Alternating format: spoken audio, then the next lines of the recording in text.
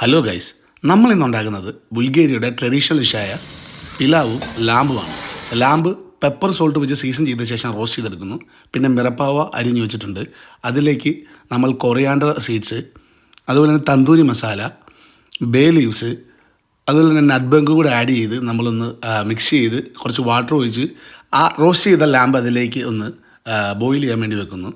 ഇത് ഓൾമോസ്റ്റ് ഒന്ന് ചെറിയ രീതിയിൽ ബോയിലായ ശേഷം നമ്മൾ ഫോയിൽ പേപ്പർ വെച്ച് കവർ ചെയ്ത് ഒരു 180°C ഓവനിൽ 2 hours ഈ ലാമ്പ് കുക്ക് ചെയ്യാൻ വേണ്ടി വെക്കുകയാണ്. കുക്കായ ലാമ്പിൽ നിന്ന് മിറപ്പോ നമ്മൾ സ്ട്രെയിൻ ചെയ്തെടുത്ത ശേഷം സോസ് മേക്ക് ചെയ്യാണ്. പിന്നെ പിലാവാണ് മേക്ക് ചെയ്യുന്നത്. പിലാവിലേക്ക് നമ്മൾ ആവശ്യമുള്ള ഡ്രൈ ഫ്രൂട്ട്സ് ആഡ് ചെയ്യുന്നു.